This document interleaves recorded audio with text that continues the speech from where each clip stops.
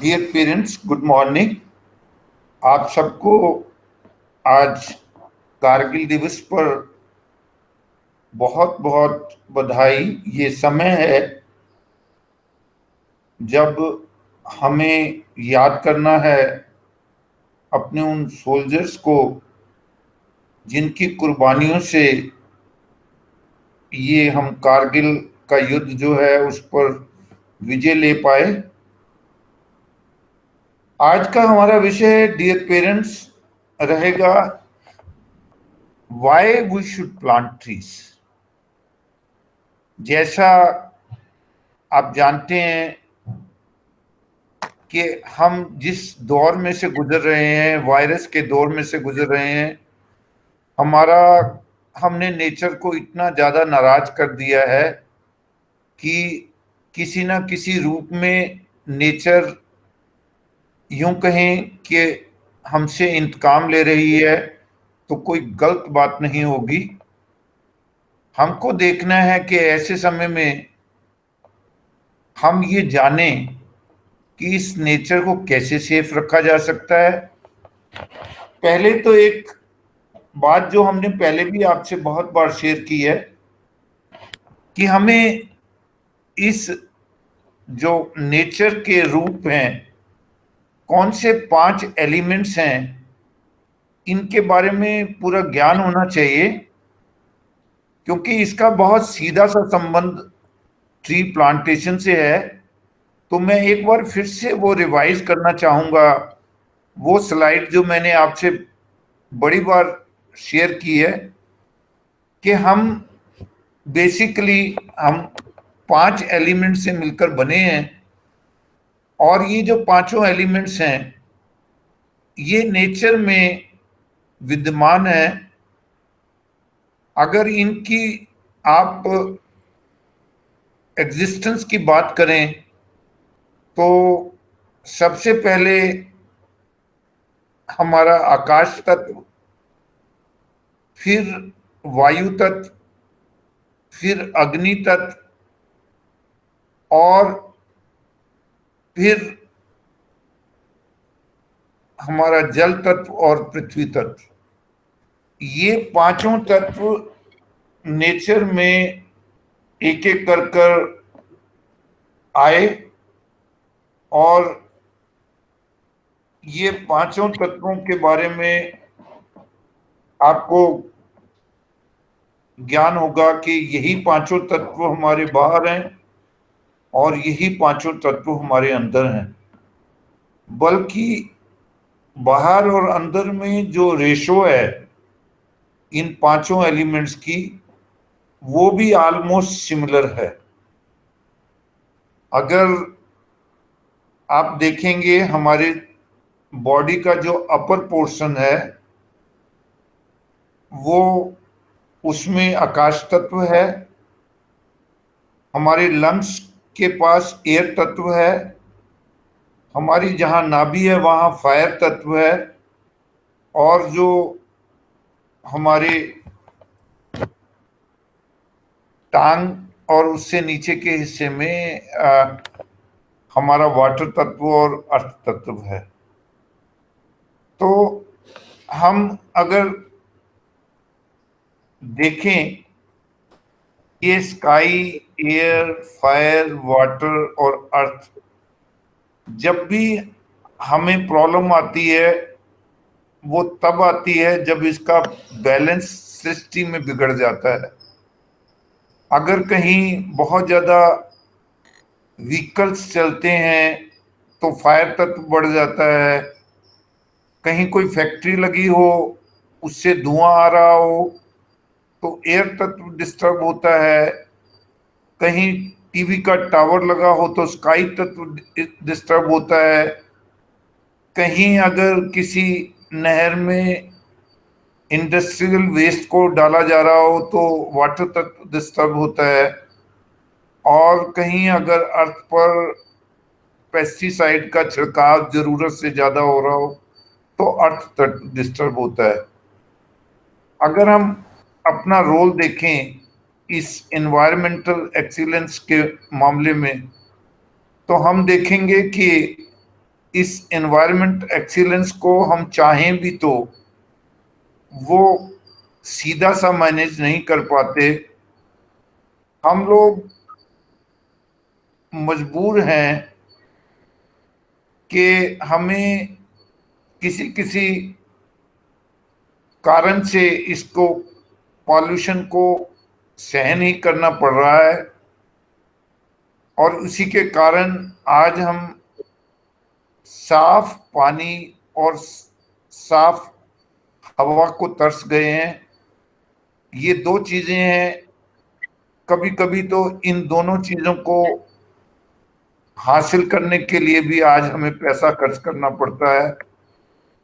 तो जो ये चीजें थी पहले हमारे पास फ्री थी, लेकिन आज ये फ्री नहीं रही हमारे लिए।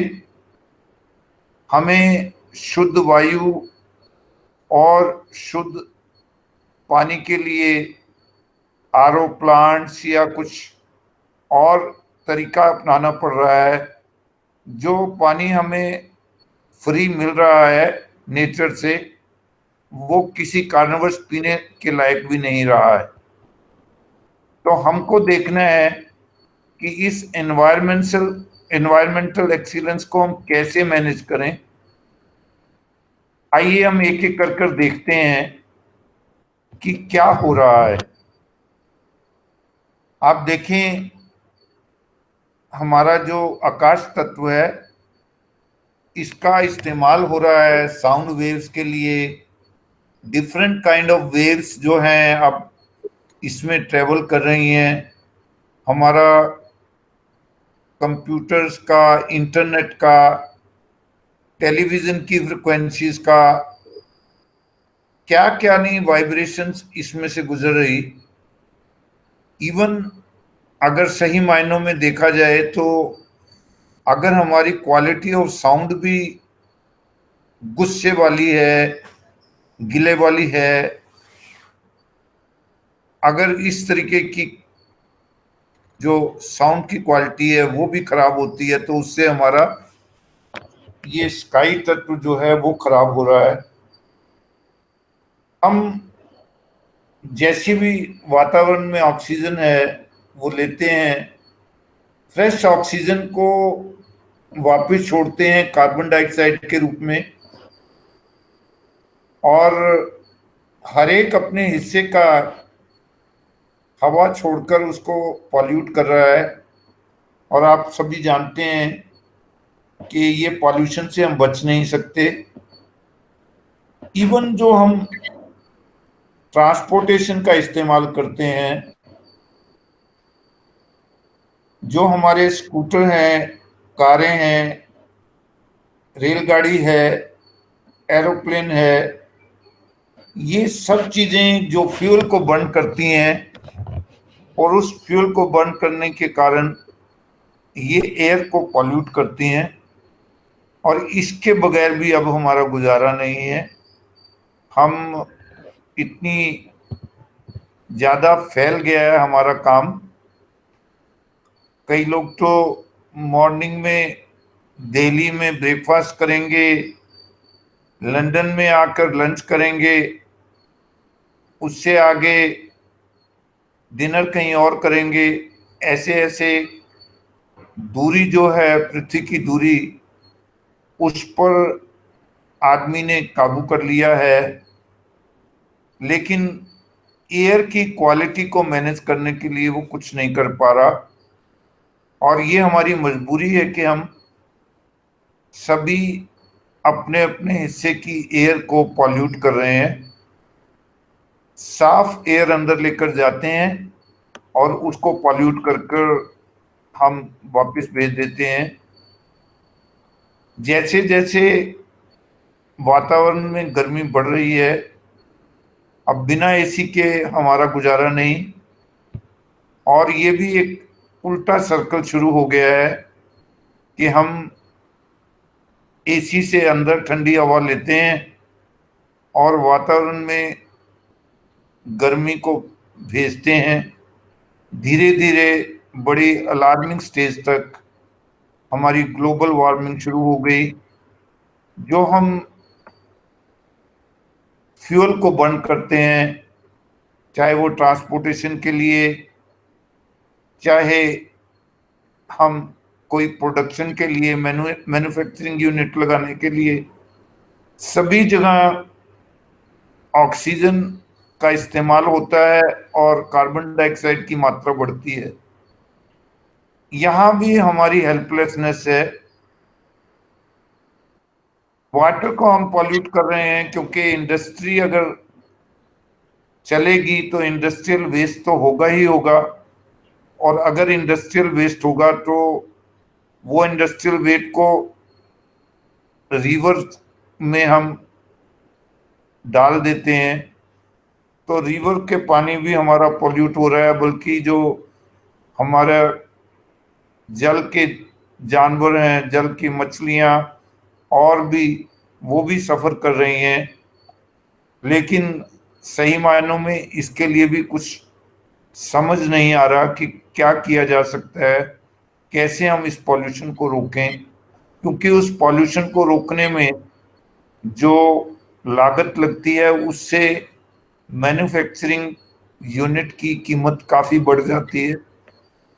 ये सारी चीजें, ये सारा लालच हमें ये सब पॉल्यूशन करने के लिए मजबूर कर रहा है।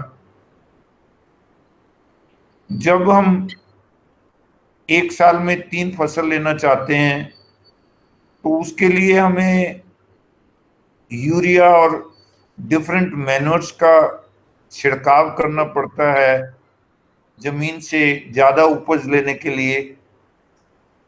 तो फॉर द बेटर यील्ड, जो हम पृथ्वी का शोषण करते हैं, उससे हमारी जो सॉइल की भी पॉल्यूशन शुरू हो गया है, और बहुत ज्यादा मात्रा में भी खाकर हमें वो एनर्जी नहीं मिल रही जो कम मात्रा में पहले मिल सकती थी, क्योंकि जो यील्ड हम बना रहे हैं उसमें एनर्जी लेवल की कमी है। ये सारी चीजें हम चाहें भी तो इसको हम रोक नहीं पा रहे। हम चाहते हैं हमको छोड़कर बाकी सब इसका पूर्णतः पालन करें, बाकी सब तो लोग इसको देखें, लेकिन हम सब जानते हैं ना तो हम सांस लेना छोड़ सकते, ना हम गाड़ी यूज करना छोड़ सकते, अब ना तो हम एसी भी छोड़ सकते। हम ये सब काम करने के लिए मजबूर हैं। क्या है फिर इसका सलूशन? क्या करें? कैसे नेचर के गुस्से को शांत करें? कैसे अपने एनवायरनमेंट को पॉल्यूट होने के लिए बचाएं? तो इसके लिए सिर्फ एक ही सलूशन है। वो सलूशन है कि हम ट्रीज को प्लांट करें। ट्रीज की प्लांटेशन से हम चाहें तो इस वातावरण को शुद्ध रख सकते हैं, क्योंकि वातावरण की अशुद्धि, pollution, it's not in our hand, for us. ये हमारी एक मजबूरी है जो हमें करना ही होगा। तो हम केवल एक ही काम कर सकते हैं कि ज्यादा से ज्यादा ट्रीज लगाएं, और अपने हिस्से का पॉल्यूशन जो मैंने किया है उससे ज्यादा हम नेचर को शुद्ध कर सकें, ये हमारा एम होना चाहिए। तो आइए देखते हैं कि ट्रीज ऐसा क्या करेंगे जिससे कि जो हमारा कर्जा नेचर पर है उस कर्जे को हम किसी हद तक चुका सकेंगे। पूरा कर्जा तो मैं नहीं कहता कि हम चुका पाएंगे, पर कुछ हद तक हम अपने प्रयास से नेचर का जो दोहन हमने किया, जो पॉल्यूशन हमने किया, उसमें अपनी हिस्सेदारी को समझते हुए कुछ तो ऐसा हम जरूर कर सकते हैं जिससे कि हम फिर से अपने बच्चों के लिए, आने वाली जनरेशन के लिए कम से कम इस नेचर को जो आज स्थिति है उससे कुछ बेहतर कर कर छोड़कर जाएं, ये हम सबका प्रयास होना चाहिए। और सबको अपनी अपनी जिम्मेवारी खुद एडजस्ट करनी है।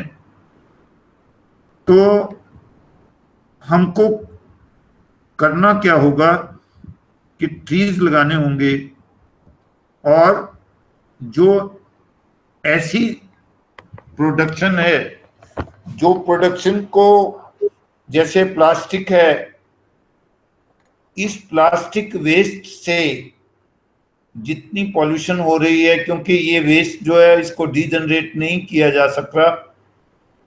हालांकि अब कुछ जगह पर प्लास्टिक जो है वो रोड्स के मटेरियल में इस्तेमाल होने लगा है। अगर ऐसा कामयाब रहा तो हो सकता है हम प्लास्टिक के जो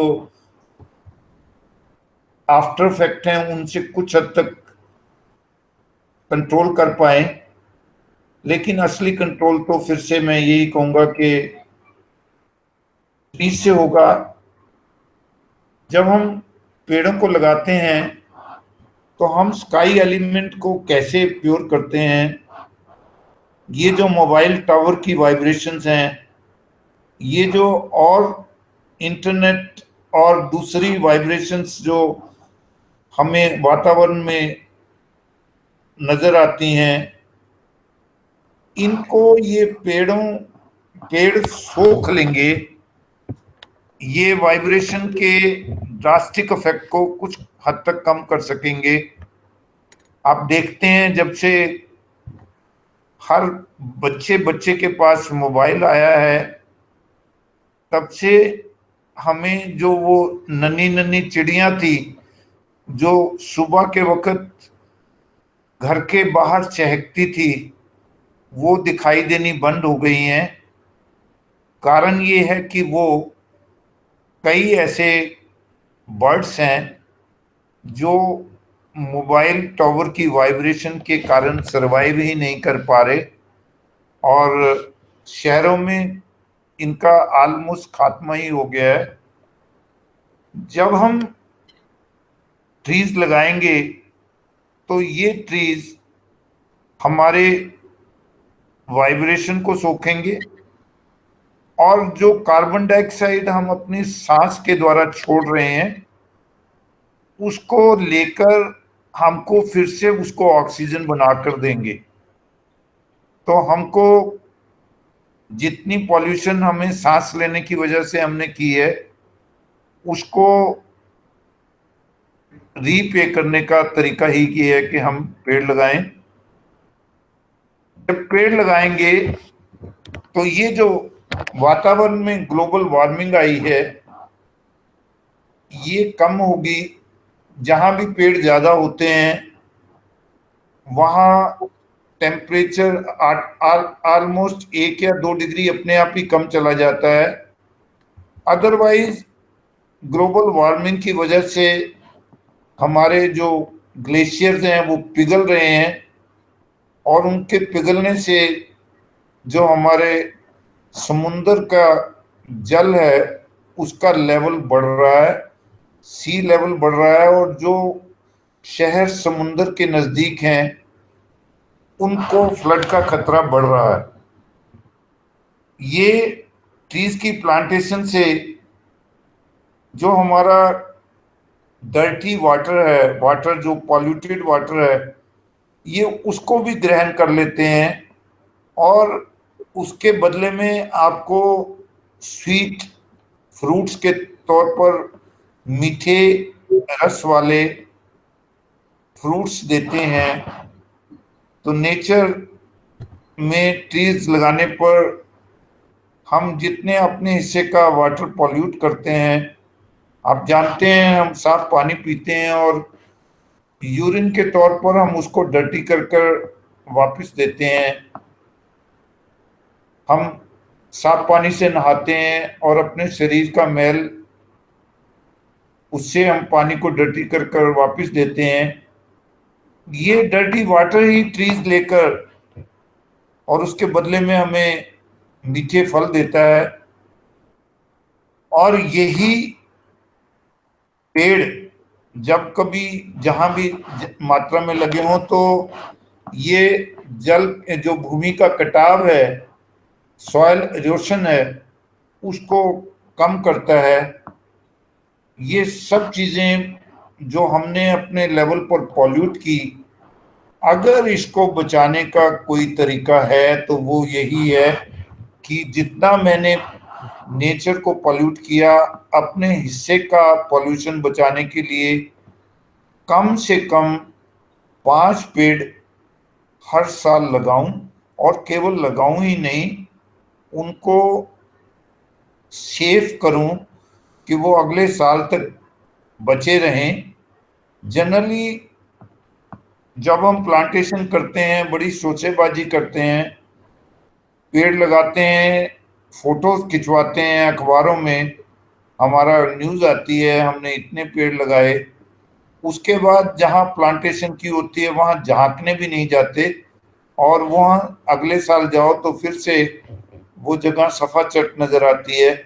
और वो प्लांट्स जिनको शुरू शुरू में एक नर्सरिंग की जरूरत रहती है, वो प्लांट्स जो हैं वो फिर से सूखा हो जाते हैं, और हमारा जो प्रयास है उसकी कोई वैल्यू नहीं रहती।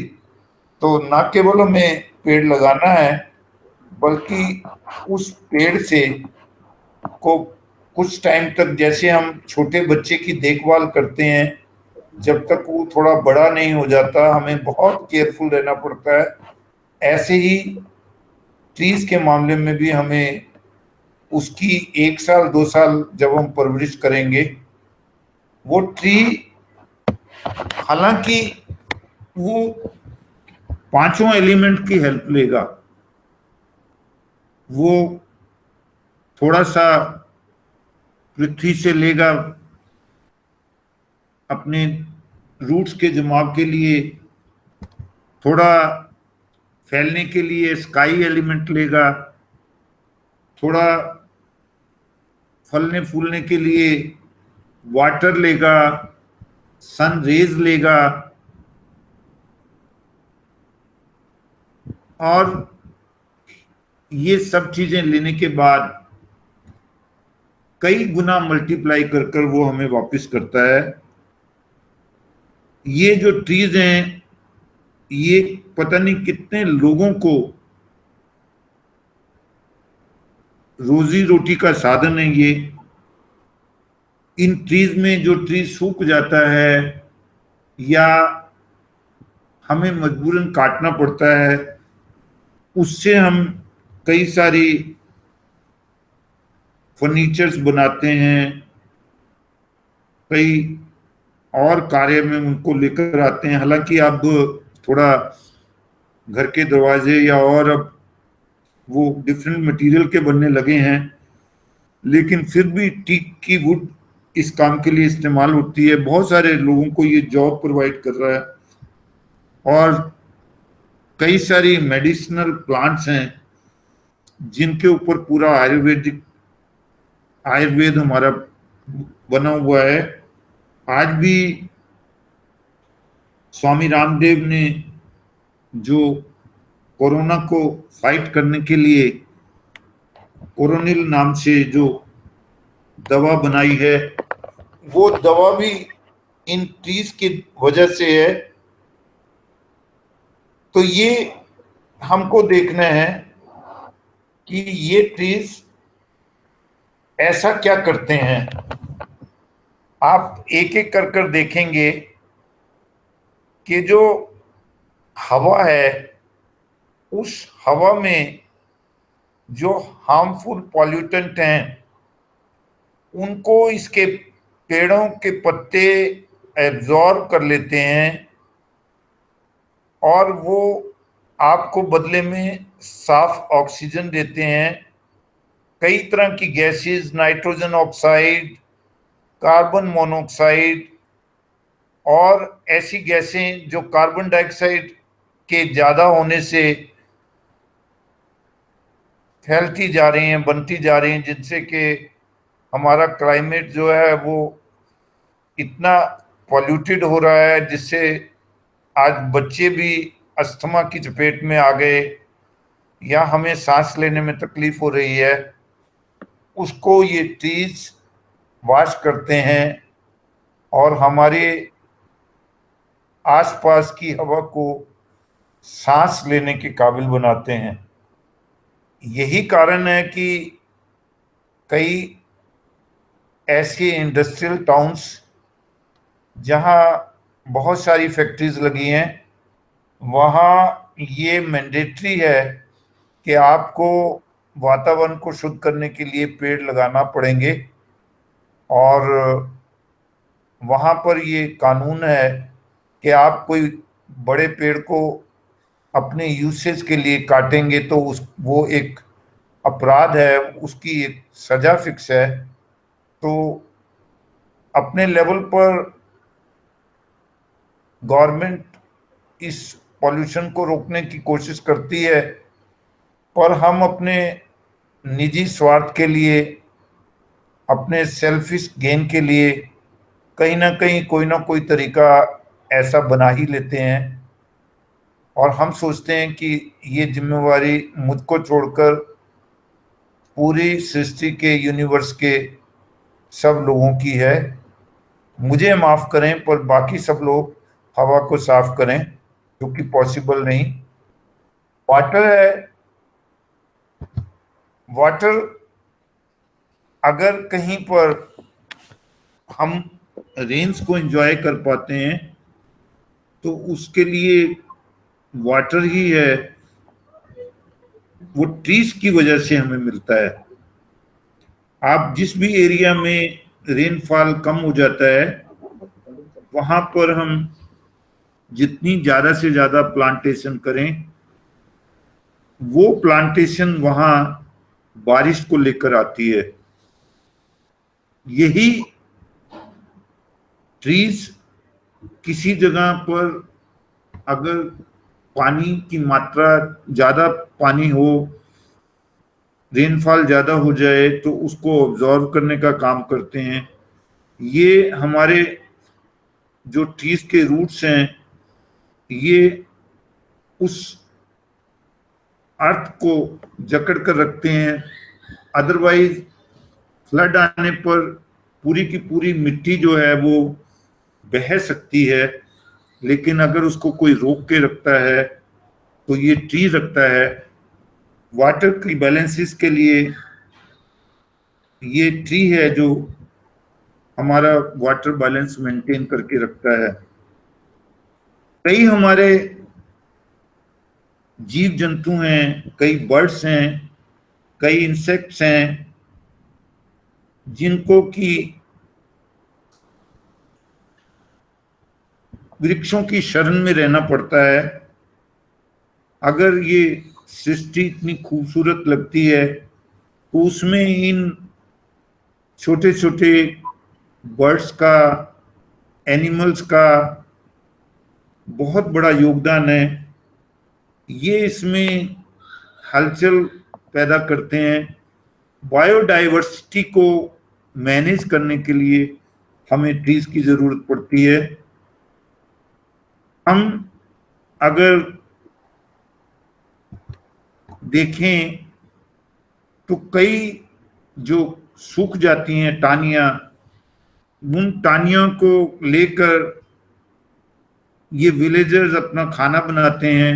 अभी भी ऐसे बहुत सारे इलाका है जहाँ पे कुकिंग गैस की सुविधा नहीं है, और बहुत सी अभी जनसंख्या जो है वो इसी ट्रीज को, वुड को जलाकर अपना खाना बनाती हैं। बड़े सारी जगह पर हीटिंग सिस्टम, थर्मल प्लांट्स जो हमें इलेक्ट्रिसिटी देते हैं, उसके लिए ट्रीज के बर्न कर कर हम फ्यूल बर्निंग से वो उसकी कमी को पूरा करते हैं। ऐसे बहुत सारे रिसर्च हुए हैं जिस रिसर्च ने ये बताया है कि ट्रीज हमारी जो मेंटल स्ट्रेस है उसको भी कम करते हैं। यही कारण है कि हम गर्मियों की छुट्टियों में या जब भी हमें वीकेंड मिलता है तो कुछ लोग जो अफोर्ड कर सकते हैं वो ऐसे हिली एरियाज में जहाँ ट्रीज ज़्यादा मात्रा में हों वहाँ जाते हैं और चार्ज होकर वापस आते हैं। ये इनका जो शेड है, ट्री के शेड में बैठकर आप जो प्रकृति का आनंद है वो आप एसी से या किसी और आर्टिफिशियल साधन से नहीं जुटा पाते। ट्रीज, जैसा मैंने आपसे बताया कि ट्रीज जो हैं वो हमारे आसपास के टेम्परेचर को रिड्यूस करने में हेल्प करते हैं। ये ट्रीज जो से हैं इन्हीं के कारण अगर कहीं हिली एरियाज में स्नो फॉल होता है और फिर ये स्नोफॉल सारा साल वहाँ की जनता को, वहाँ के लोगों को पानी देता है और वो पानी बहुत शुद्ध पानी होता है। हम अगर कुछ नहीं करेंगे तो हमारे लिए आने वाले 20-30 सालों के बाद ये हमारे लिए बहुत बड़ा थ्रेट हो जाएगा और सर्वाइवल मुश्किल हो जाएगा। तो एक ही आपसे अनुरोध है कि आइए हम प्लांट्स लगाएं और न केवल लगाएं, उसको बचाएं। अगर हमारे पास जगह की कमी हो तो तुलसी का पौधा, मनी प्लांट, घर में रखने वाले छोटे छोटे प्लांट्स भी अगर हम रखेंगे तो ये हमें हेल्थ देंगे, ये हमें वेल्थ देंगे, ये हमें सुकून देंगे। तो हमको देखना है कि अगर हमको अपने हिस्से का कर्जा जो हमारा नेचर के ऊपर है, नेचर ने जो हम पर चढ़ाया है, उसको वापस करना है। अगर हमने अपने द्वारा जो हमने हवा को, पानी को और पृथ्वी को जो दूषित किया, उससे, उस कर्जे से मुक्ति पानी है, तो एक ही तरीका है कि हम इन ट्रीज को बचाएं। इसी बात को मद्देनजर रखते हुए हमारे टीचर्स ने लॉकडाउन पीरियड में बच्चों को एनकरेज किया, बच्चों से कहा कि वो एक प्लांट लगाएं और उस प्लांट को लगाने के बाद व्हाट्सएप पर उसकी पिक्चर उन्हें भेजें। तो ये उन बच्चों में से कुछ बच्चों की पिक्चर्स हैं। बच्चे अपने टीचर्स की बात, अपने पेरेंट्स की बात से भी ज़्यादा मानते हैं और टीचर्स ने उनको अब मोटिवेट किया है। उस मोटिवेशन को कायम रखने की जिम्मेवारी पेरेंट्स अब आपकी है। आप देखें कि वो जो ट्री उसने लगाया है उसको वो पानी भी देता है कि नहीं देता, उसका ख्याल भी रखता है कि नहीं रखता। जो भी बच्चा जो ट्री लगा रहा है, और आप भी एक प्लान करें, अपने अपने हिस्से का पेड़ लगाएंगे तो आप इन बच्चों के लिए बहुत बड़ी इन्वेस्टमेंट करेंगे। हम बाकी इन्वेस्टमेंट के लिए ध्यान देते हैं, तो इस इन्वेस्टमेंट के लिए भी हमको ध्यान देना होगा। अदरवाइज जब ये बच्चे हमारी उम्र के आएंगे होंगे तो ना इनको सांस लेने में भी तकलीफ होगी, इनको पानी भी पीने को शुद्ध नहीं मिलेगा, और इनके पास अगर पैसा हो भी तो वो पैसे से ये साफ जल और साफ हवा नहीं ले पाएंगे। हमको देखना है किस तरीके से हमने इनको एनकरेज करना है। जब तक हम तीनों, टीचर्स, पेरेंट्स और बच्चे, तीनों इंटरेस्ट नहीं लेते, तब तक ये पॉल्यूशन से हम बच नहीं सकते। आइए आज के दिन प्रण करें हम अपने अपने हिस्से का ट्री प्लांटेशन कर कर इस सृष्टि को जो धीरे धीरे पॉल्यूटेड होती जा रही है उससे बचाएंगे और अपने विश्व को, अपने देश को, अपने पंचकुला को, अपने घर को, इन सबके वातावरण को शुद्ध रखेंगे। एक छोटी सी वीडियो आपसे शेयर करेंगे।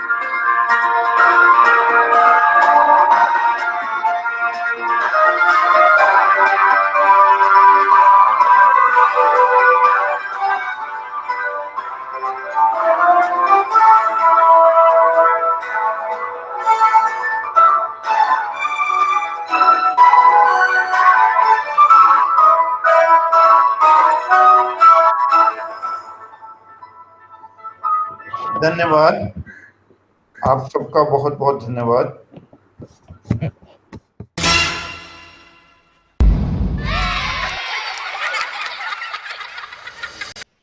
डियर पेरेंट्स, आज हमारा टॉपिक है इम्यूनिटी बूस्टर।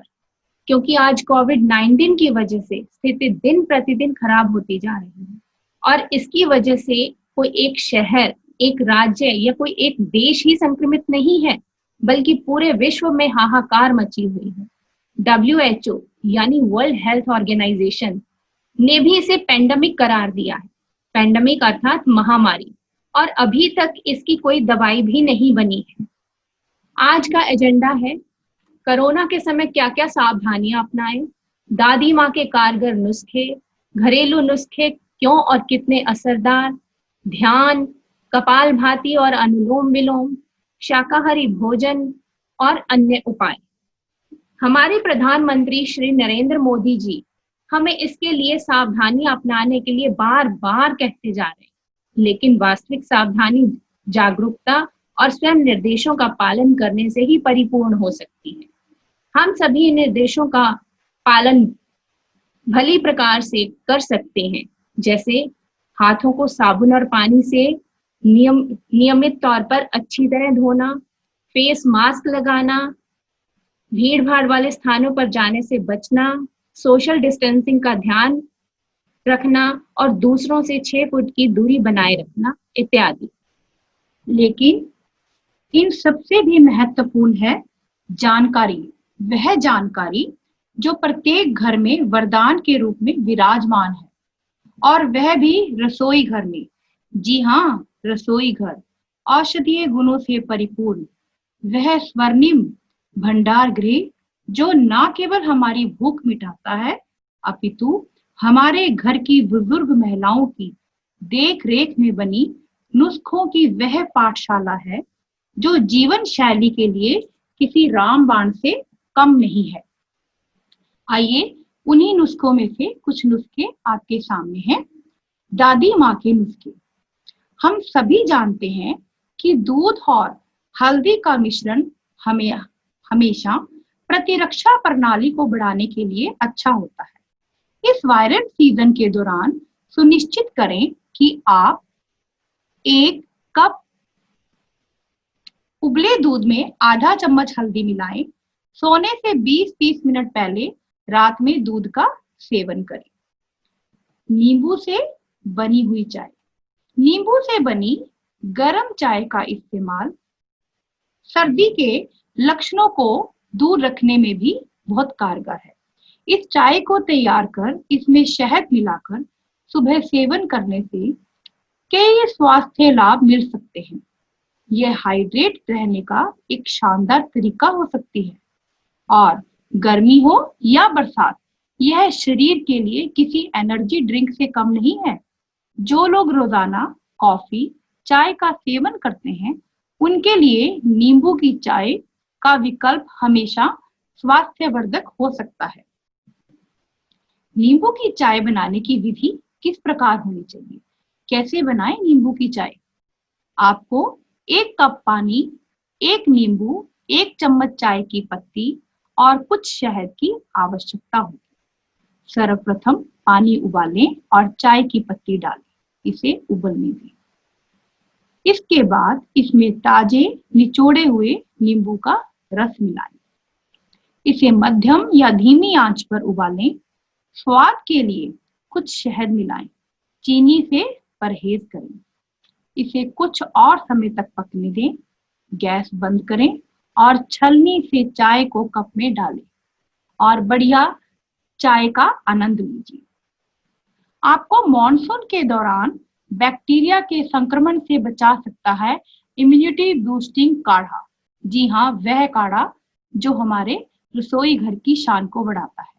यह इम्यूनिटी बूस्टिंग काढ़ा आम भारतीय मसालों जैसे इलायची, आप हरी इलायची का उपयोग भी कर सकते हैं अगर आपके पास काली इलायची नहीं है।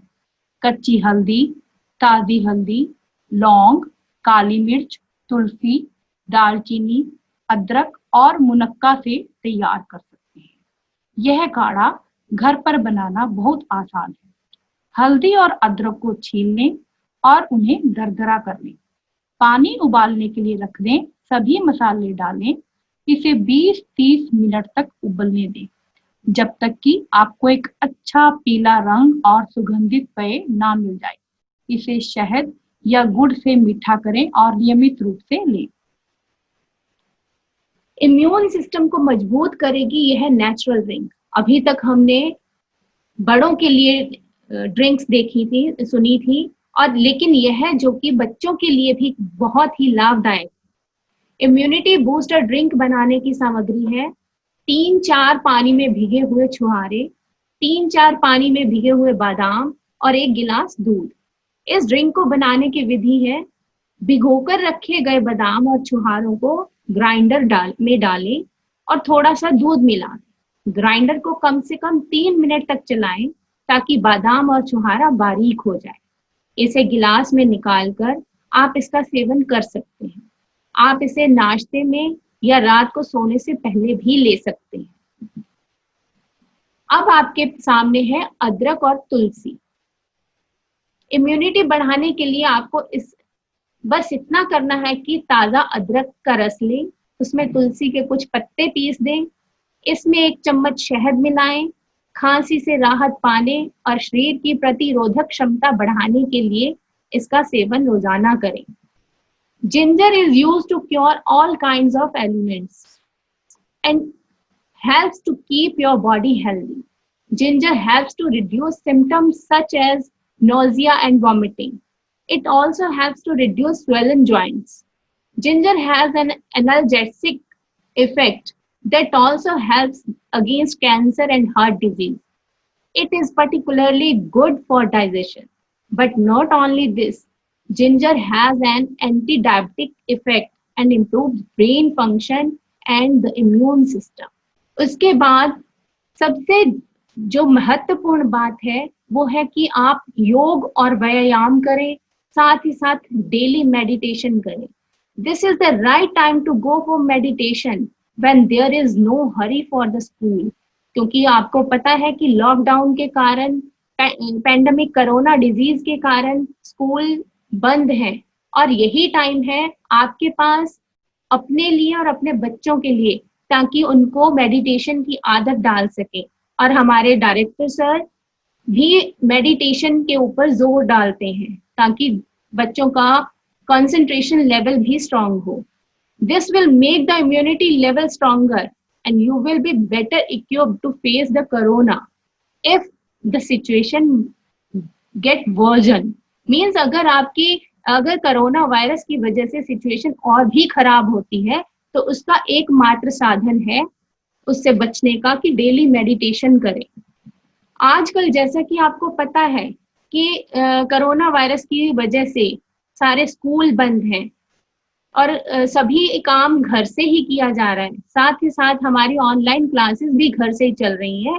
तो इसके लिए आपको ये जानना जरूरी है कि उसके लिए भी बच्चों को फिक्स टाइम दें, ताकि बच्चे जो ऐसी वाईफाई, कंप्यूटर, फोन, ऐसी चीजें जो गैजेट्स हैं उनका इस्तेमाल सही टाइम पर और एक लिमिट में कर सके। Develop the habit of getting up early in the morning and fix a limit for night too. Reduce the percentage of usage of internet during vacations. Tomorrow after vacations, they will again be using the small screen. If your pocket allows, have a laptop for children, as it is safe in comparison to a mobile. Yoga और प्राणायाम दोनों ही जीवन का आधार है। ये जीवन को वास्तविक रूपरेखा ही नहीं देते, बल्कि हमारा शारीरिक और मानसिक विकास करते हैं। उन्हीं के अंतर्गत आता है कपालभाति और अनुलोम विलोम। अनुलोम विलोम प्राणायाम के फायदे: हार्ट ब्लॉकेज, गठिया, जोड़ों का दर्द, cancer, allergy, blood pressure, Parkinson, मधुमेह, साइनस, अस्थमा, मूत्र रोग और गठिया, इन सभी बीमारियों से निजात दिलाने के लिए अनुलोम विलोम प्राणायाम सबसे महत्वपूर्ण वरदान के रूप में हमारे समक्ष है। इसके अतिरिक्त अगर हम अपना शाकाहारी भोजन करते हैं तो वो न केवल हमारा शारीरिक व्यवस्था को ठीक करता है, अपितु हमें आंतरिक रूप से मजबूत बनाता है। Be vegetarian, as it is advisable not to eat meat or other non-veg products in the present time. Our children should develop the habit of taking warm water, encourage them for it. बच्चों को हमें ये आदत डालनी चाहिए कि वे गुनगुने पानी का सेवन करें, क्योंकि गुनगुना पानी न केवल शरीर की क्षमता को बढ़ाता है, अपितु शरीर के भीतर प्रतिरोधक क्षमता को भी तेज करता है। ये थे हमारे दादी माँ के घरेलू और कारगर नुस्खे। आप इन नुस्खों से जान ही गए होंगे कि जीवन की खुशी का राज इन्हीं नुस्खों में समाया है, क्योंकि ये बिल्कुल सही कहा गया है, happiness is the best immunity booster. धन्यवाद। आशा करते हैं आपको हमारा ये प्रोग्राम अच्छा लगा।